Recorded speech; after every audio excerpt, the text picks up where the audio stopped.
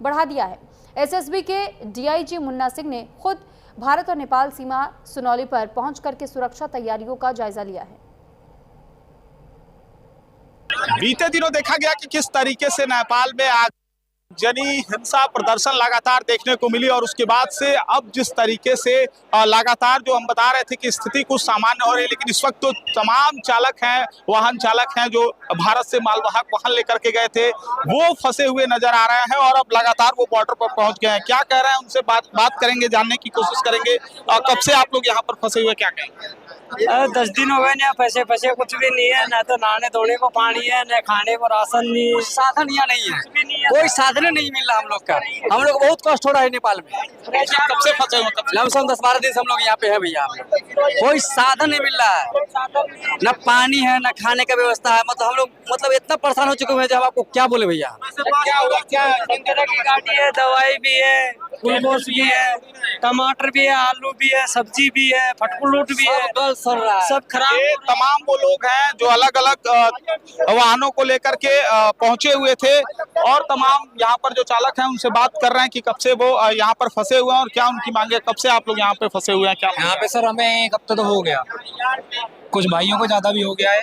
जो कैंटीन थी वो भी जल गई, अब गाड़ियों में केमिकल भी है, क्या पता उन्होंने जब अगर केमिकल में लग जाता तो ये 4-5 किलोमीटर का रेंज में चला जाता है, ये सारी तो गाड़ियां फूक जाती, फिर हम लोग क्या करते। अभी क्या कहना चाहेंगे भारत सरकार? हम यही कहना चाहेंगे कि हमें बस मेरी गाड़ियों के समेत केवल भारत में ले लें। तो ये वो तमाम वाहन चालक हैं जो इस वक्त बॉर्डर पर पहुंचे हुए हैं, इंडो नेपाल बॉर्डर पर, तो सुनौली के पास, भैरवा के पास जो है ये फंसे हुए हैं। हालांकि कल हमने जिस तरीके से तस्वीरें दिखाई कि भैरवा में जो भांसार कार्यालय था उसको जो है आगजनी वहां पर की गई, उसको जलाने का काम किया गया था। हालांकि आज कुछ स्थिति सामान्य लग रही थी, लेकिन जो तमाम वाहन चालक हैं यहाँ पर वो पहुंचे हुए हैं और लगातार अब ये मांग कर रहे हैं कि इनकी जो वाहन है वो जल्द से जल्द भारत में वापस लाई जाए। कैमरा पर्सन सागर के साथ मैं अनुराग तिवारी, न्यूज इंडिया।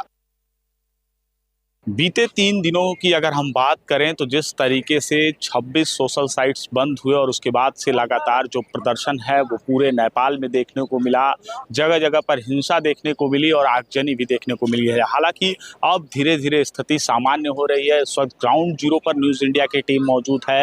भारत नेपाल की सीमा इस वक्त सुनौली बॉर्डर पर हमारी मौजूदगी है और ये जहाँ पर इस वक्त हम खड़े हैं ये नेपाल का भैरवा जगह है और मेरे पीछे आप ये जो तस्वीरें देख रहे हैं तमाम जो नेपाल की आर्मी है, जो फोर्स है, जो सेना है वो यहाँ पर लगी हुई है और अब जो है पूरी तरीके से जो व्यवस्था है नेपाल की वो सेना के कंट्रोल में आने के बाद स्थिति हम एक तरीके से कह सकते हैं कि धीरे धीरे सामान्य हो रही है। कल की अगर हम बात करें तो मेरे पीछे आप जो बैरिकेटिंग देख रहे हैं वहाँ पर आगजनी जैसी जो घटना है वो अंजाम दी गई थी, लेकिन इस वक्त जो स्थिति है वो धीरे धीरे सामान्य हो रही है। हालांकि जिस तरीके से लगातार नेपाल में हिंसा देखने को मिला, आगजनी देखने को मिली, तो उसके बाद से बॉर्डर पर जो सुरक्षा व्यवस्था है भारत के भी तरफ से पूरी तरीके से बढ़ा दी गई थी।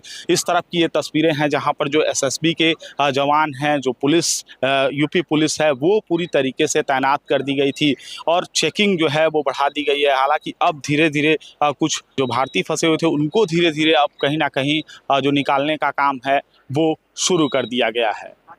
भारत नेपाल सीमा से अनुराग तिवारी, न्यूज़ इंडिया।